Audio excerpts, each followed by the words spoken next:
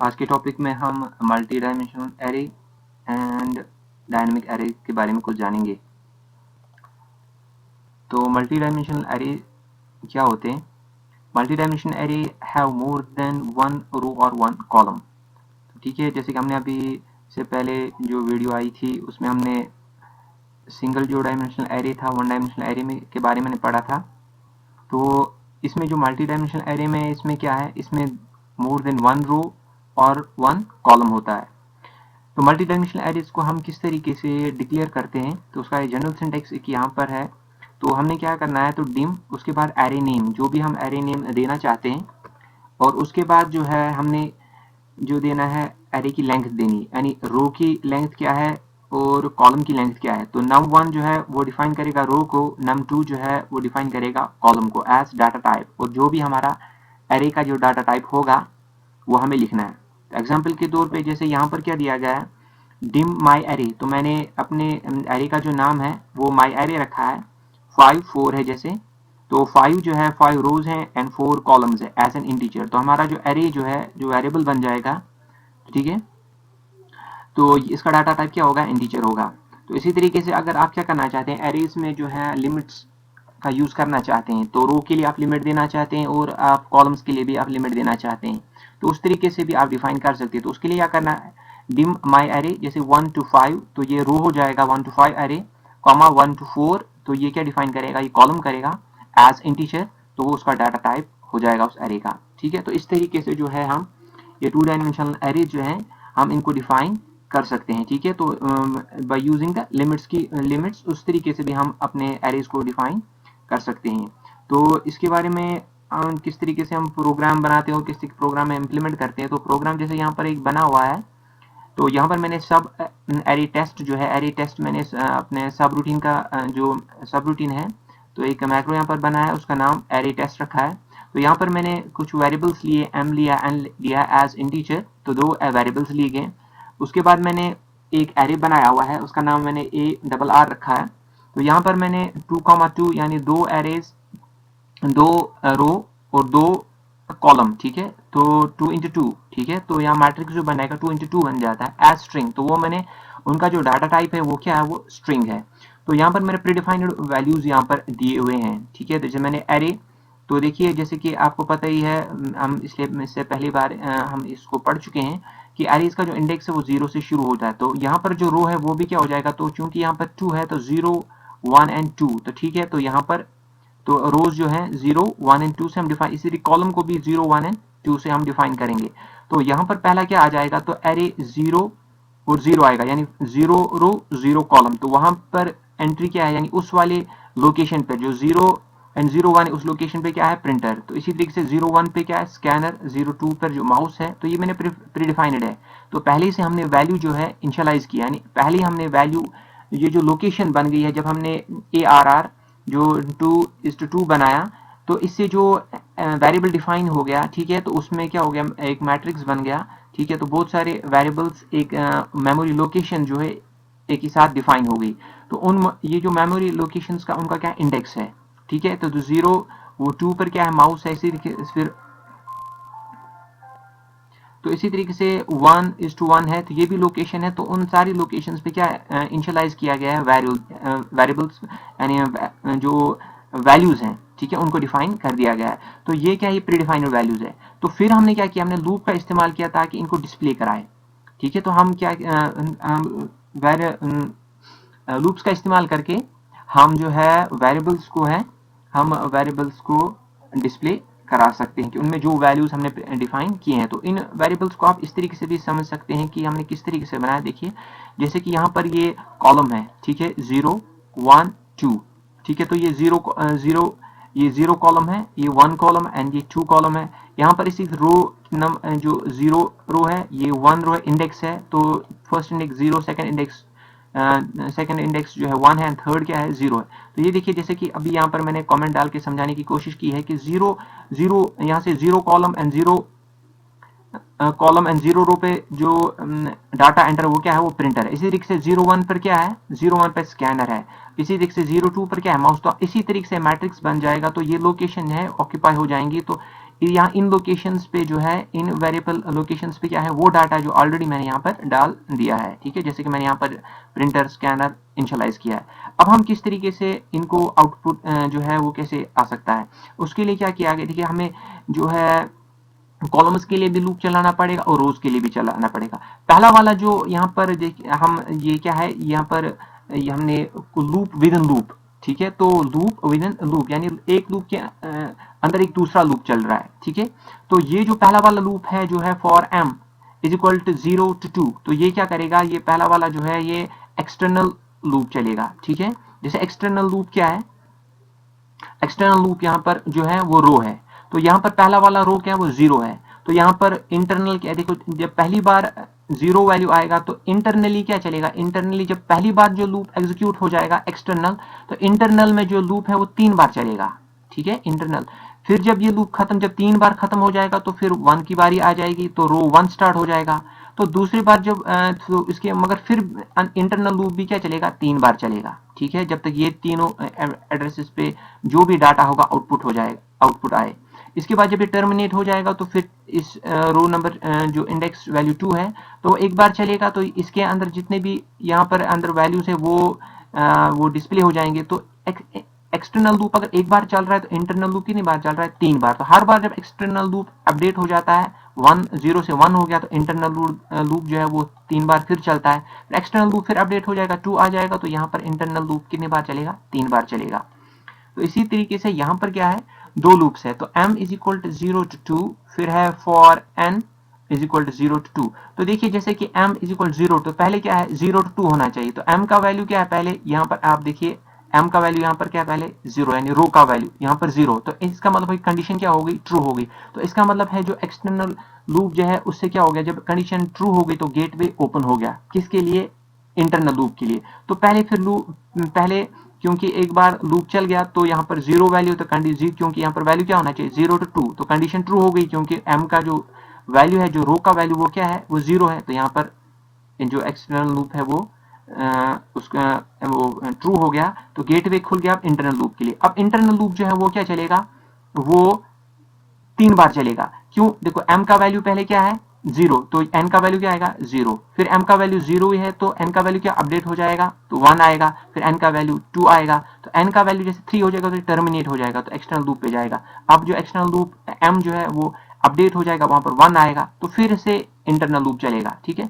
तो जब external loop एक बार चलता है तो इंटरनल लूप कितनी बार चलता है, 3 बार चलता है, ठीक है। तो इस तरीके से फिर जब इंटरनल लूप जो चलेगा वहां पर क्या है, debug डॉट प्रिंट, तो हम चाहते हैं कि ये जो प्रिंट आउट आ जाए एरेज का, तो यहाँ पर m जो है वो 0 ही रहेगा पहली बार, n जो अपडेट होता जाएगा, n को पहला वैल्यू 0 आएगा, फिर 1 आएगा, फिर 2 आ जाएगा।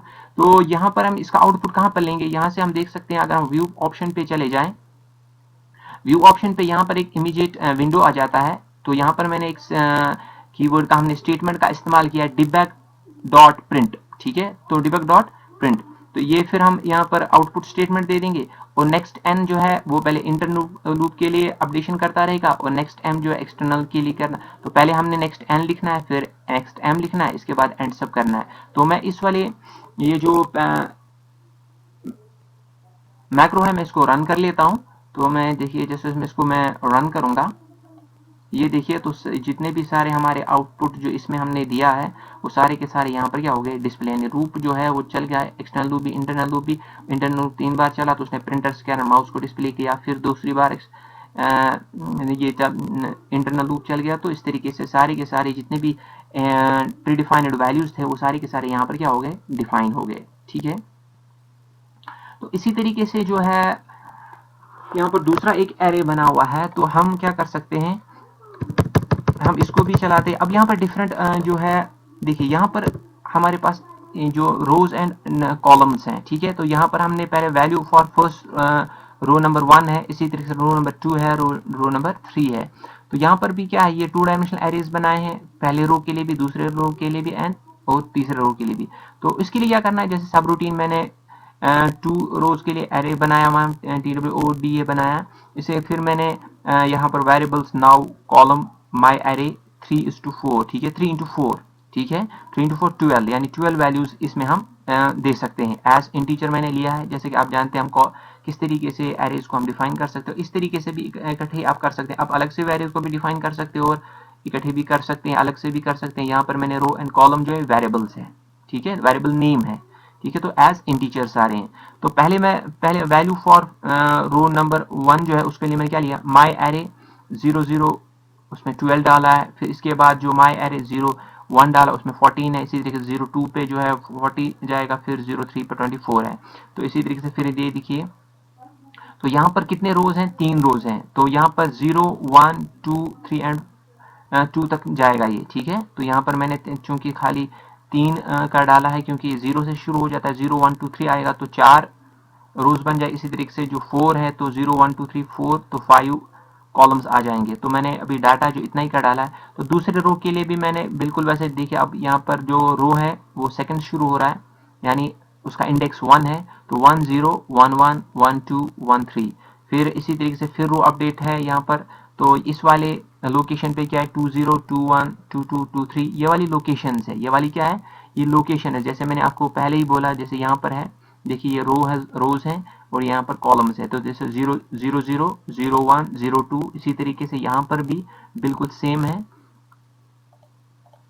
तो यहाँ पर ये लोकेशंस बनी है एरेज की, ठीक है। 2 डायमेंशनल एरे है, उसमें वैल्यूज है, कितने रोज है के लिए है, 3 रोज के लिए।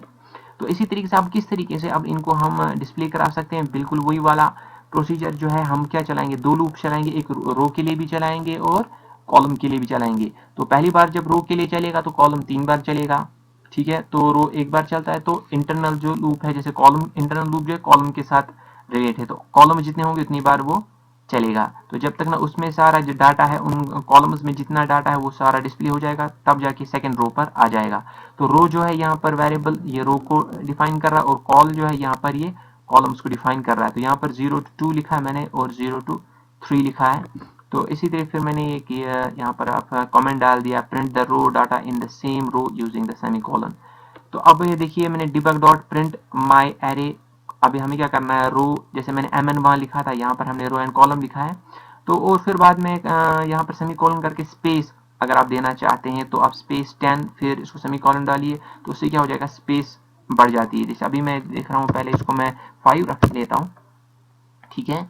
तो यहाँ पर देखिए नेक्स्ट जो है, पहले जो इंटरनल लूप है वो क्लोज हो जाएगा, नेक्स्ट कॉल, इसके बाद फिर जो डिबग प्रिंट है और नेक्स्ट रो, ठीक है। तो इस तरीके से जो है नेक्स्ट एक्सटर्नल लूप भी यहाँ पर क्लोज हो जाएगा, एंड सब हो जाएगा। तो मैं इसको यहाँ पर रन करता हूँ।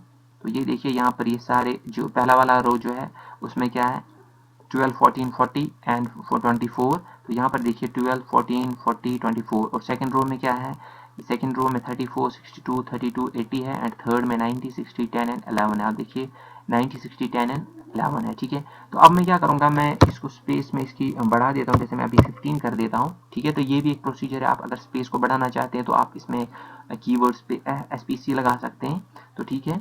तो ये करके मैं देखिए दोबारा से मैं इसको रन करता हूँ। तो देखिए आप देख रहे हैं खुद स्पेस यहाँ पर बढ़ गई है, ठीक है। तो कॉलम्स के बीच में स्पेस बता, पहली वाली कॉलम में जो है 12 34 है, फिर बाद उसके स्पेस है, फिर 14 62 60 है।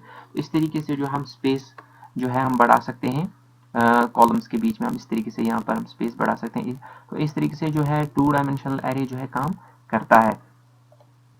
अब हम आते हैं डायनेमिक एरेज की तरफ, ठीक है। तो डायनेमिक एरे क्या होता है, तो डायनेमिक एरे के बारे में जानते हैं। Dynamic array is an array that is not a sized in the dim statement. तो जब हम डिम एरे लिखते हैं तो उस वक्त हम क्या कर लेते हैं, हम उस वक्त साइज देते हैं। तो जो डायनेमिक होते हैं उस वक्त साइज नहीं देते हैं, instead it is sized with the redeem statement. तो वहां पर हम डिम, जब पहले बार हम डिम के साथ हम खाली एरेज को डिफाइन कर लेते हैं, और रिडीम के साथ फिर हम क्या करते हैं, उसका साइज हम यानी जो लेंथ है एरे की वो हम डिफाइन कर लेते हैं। Dynamic array variables are useful when we don't know in advance how many elements need to be stored in the array or when we need to change the array dimensions at the later stage। तो इसीलिए हम dynamic arrays का इस्तेमाल करते हैं कि हमें actually पहले से न पता हो कि हमें कितना एरे स्टोर करने, और अचानक से अगर हमें चेंज करना पड़े डायमेंशंस लेटर स्टेज में, तो उस डायनेमिक एरेज में हम ऐसा कर सकते हैं।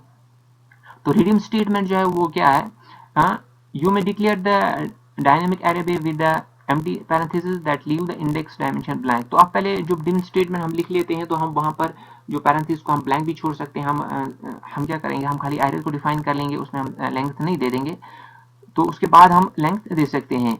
तो you can after the size or resize the dynamic array that has already been declared by using redeem। तो इस हम क्या कर सकते हैं, हम बाद में redeem स्टेटमेंट को यूज करके हम जो है जो साइज है, जो अगर हमने कोई साइज दिया हुआ है रिडीम स्टेटमेंट यूज किया, कोई पहले हमने डिम से हमने कोई एरे डिफाइन कर दिया और बाद में हमने फिर रिडीम से उसका साइज कर दिया, अगर हम दोबारा से फिर रिडीम लिख देते हैं तो उससे क्या हो जाएगा, फिर वो जो करंट में हमने जो रिडीम स्टेटमेंट करके साइज लिखा है तो वही वहां पर डिस्प्ले हो जाएगा। तो जैसे कि यहाँ पर डिक्लेरेशन है, आप इससे समझ सकते हैं, जैसे कि डिम, उसके बाद मैंने क्या लिया डायनेमिक एरे। तो डायनेमिक एरे मैंने क्या रखा, अपने एरे का नाम रखा है, आप जो मर्जी आपके रख सकते हैं।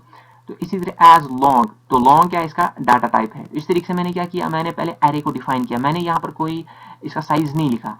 फिर उसके बाद मैंने रिडीम लिखा, redim dynamic array lower limit to upper limit. जिस तरीके से आप देखिए यहाँ पर आपकी मर्जी, आप लोअर लिमिट क्या रख सकते हैं, अपर लिमिट क्या रख सकते हैं। इस तरीके से आप जो है डायनेमिक एरे इसको डिफाइन कर सकते हैं। जैसे एग्जांपल के तौर पे dim dynamic array as long, तो डायनेमिक एरे को मैंने क्या डाटा टाइप दिया, लॉन्ग दिया।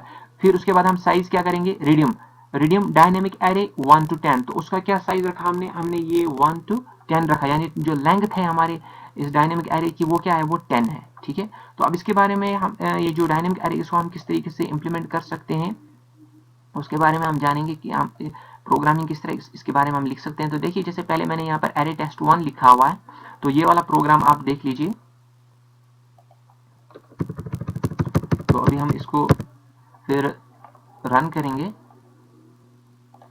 ठीक है, तो देखिए तो मैंने एरे टेस्ट 1 रखा है, इसका नाम रखा है मैंने डिक्लेयर, फिर मैं डिक्लेयर डायनेमिक एरे, तो यहाँ पर मैंने क्या किया, डिक्लेयर किया। तो डिम ए एज स्ट्रिंग, तो ए जो है ये क्या है, ये एरे का नाम है। तो मैंने यहाँ पर खाली पहले एरे को डिफाइन किया हुआ है। अब इसका साइज है, तो मैंने लिखा है रिडीम A3, तो अब मैंने क्या कर दिया, मैंने 3 लिखा। ठीक है, तो अब मैंने 3 लिखा, तो अब क्या है, लेंथ क्या रह गई हमारे एरे की, वो 3 रह गई। तो उसमें मैंने क्या कर दिया, मैंने यहाँ पर एज स्ट्रिंग मैंने इसका डाटा टाइप जो है स्ट्रिंग ले लिया। तो A1, तो जो A1 लोकेशन है, ठीक है, तो 1 लोकेशन पे क्या है मैथ, A2 2 पे क्या है साइंस, A3 3 पे क्या है इंग्लिश। तो उसके बाद मैंने डिबग डॉट प्रिंट, तो फॉर्मेट के मैंने यहाँ पर कुछ फॉर्मेट बनाया हुआ है, तो ताकि हमारे जो एरेज हैं वो अच्छे से डिस्प्ले हो जाए। तो डिबग डॉट प्रिंट में लिखा A1 एंड कॉन्केनेट है, तो उसके बाद कॉमा आ जाएगा। ठीक है, तो विद इन द कोट्स है, तो एंड करके फिर A2 लिखा है, तो ये भी कॉन्केटेनेशन के लिए, फिर एंड करके ताकि उसमें और कॉमा उसके साथ में रहे, और एंड A3। तो इस तरीके के फॉर्मेट के लिए मैंने लिखा है। ठीक है, तो फॉर्मेट के लिए मैंने ये इस तरीके से डिफाइन किया हुआ है। तो असल में क्या है, असल में जो एरेज क्या है A1 A2 एंड A3 है, तो उनको डिस्प्ले कराना है। तो हम इसको रन कर लेते हैं। तो ये देखिए यहाँ पर जो है मैथ साइंस एंड इंग्लिश जो है, मैथ साइंस एंड इंग्लिश जो डिस्प्ले हो गया, आप देखिए कॉमा भी आ रहा है उसमें। ठीक है, साइंस के बाद फिर कॉमा आ रहा है, तो ये फॉर्मेट के लिए। ठीक है, जस्ट स्टेटमेंट है विद इन द कोट्स है, तो इस तरीके से ये डिफाइन हो गया है। तो अब हम देखते हैं अगर हम रिडम जब चेंज कर लेते हैं, ठीक है, तो उससे क्या फर्क पड़ जाता है। तो इसी तरह मैंने एरे टेस्ट 2 लिखा है, तो पहले मैंने क्या किया, मैंने एरे डिफाइन किया है, डायनेमिक एक एरे डिफाइन किया, उसके बाद मैंने रिडम 3 लिखा है। ठीक है, तो फिर मैंने क्या किया काम, मैंने पहले मैं रिडीम जो मैंने फाइल लिखा, इसको पहले मैं कमेंट डाल देता हूं। मैं इससे पहले वाला जो मैंने लिखा है वो मैं आपको दिखाऊंगा। तो ये आउटपुट स्टेटमेंट जो है इसको भी मैं ये डाल देता हूं। तो ठीक है, मैं एक्टिव कर लेता हूं हाल ही इस वाले आउटपुट स्टेटमेंट को। तो ये देखिए यहाँ पर पहले से जो यहाँ पर A1 था मैथ में, A2 साइंस है, A3 जो इंग्लिश है, इसके बाद मैंने रिडीम क्या किया, A4 मैंने और एक एरे जो और एक मैंने यहाँ पर साइज जो है बढ़ा दिया। अब क्या किया, मैंने A4 लिखा एज स्ट्रिंग किया, और A4 की जगह मैंने क्या डाल दिया, सोशल स्टडीज। ठीक है, तो debug dot print A1 A2 A3 and A4 format के साथ मैंने किया। मैं इसको क्या करूंगा, मैं इसको दोबारा से रन कर लेता हूं। तो ये क्या है, एरे टेस्ट 2 है, मैं इसको रन करता हूं। तो ये देखिए इससे क्या हो गया, जो पिछला वाला जो है जितने भी सारे उसमें जितने भी हमारे पास थे वो सारे के क्या हो गए, क्लियर हो गए। तो लास्टली हमारे पास क्योंकि चेंज आ गई है, ठीक है, यहाँ पर चेंज आ गई है, तो यहाँ पर अब सोशल स्टडीज जो है वो डिस्प्ले हो रहा है। इसी तरीके से अगर मैं क्या करूंगा, अब मैं दोबारा से ये देखिए अब मैंने क्या किया, रिडीम 5 किया, तो चेंज हम ये मैं दिखा रहा हूँ कि हम किस तरीके से लेटर स्टेज में जो है डायनेमिक एरेज में हम क्या ला सकते हैं, चेंज। तो हम साइज जो है, तो जो साइज है एरे का वो हम चेंज कर सकते हैं, ठीक है। तो डायनेमिक एरेज में जैसे मैं पहले भी कह चुका हूँ कि हम जो डाटा टाइप है वो चेंज नहीं कर सकते हैं, ठीक है। स्टैटिक में ना ही हम स्टैटिक एरेज में ना ही हम लेंथ चेंज कर सकते हैं, ना हम डाटा टाइप चेंज कर सकते हैं। मगर डायनेमिक एरेज में जो है हम लेंथ चेंज कर सकते हैं, मगर डाटा टाइप हम चेंज नहीं कर सकते हैं, ठीक है। तो इस तरीके से आप देखिए, मैं इसको दोबारा से रन करता हूँ प्रोग्राम को। तो ये देखिए लास्ट में चूंकि ये वाला आउटपुट स्टेटमेंट अभी मैंने एक्टिव ही रखा था तो वो भी आ गया है, ठीक है। तो ये जो लास्ट यहाँ पर एक्टिव था, मैं इसको कमेंट लगाता हूँ, मैं इसको अभी, ठीक है। तो ये देखिए अभी जब ये एक्टिव था दोनों थे तो इसलिए ये भी आ गया। तो लास्टली देखिए वहाँ हिंदी आ गया। तो लास्ट में जो A5 है उसमें क्या डाला था हमने, हिंदी डाल दिया। तो मैं इसको दोबारा से रन करता हूँ, एरी टेस्ट 2, ये मैंने रन किया तो देखिए यहाँ पर क्या आ गया, हिंदी आ गया, ठीक है। तो इस तरीके से जो हम और भी इसमें जो डाटा हम इसमें डाल सकते हैं। और लास्टली जो हमने रिडम में जो हमने वैल्यू दिया था वो यहाँ पर आ गया है। तो इस तरीके से जो है अगर हम चेंज करना चाहेंगे एरे के साइज को, तो हम डायनेमिक एरेज में by using the redeem statement हम जो है वो अपनी लेंथ को चेंज कर सकते हैं।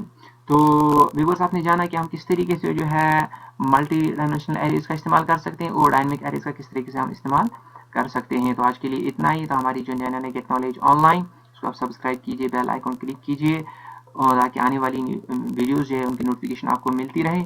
और अगर आज का वीडियो आपको पसंद आए इसको लाइक कीजिए और शेयर कीजिए। Thanks for watching.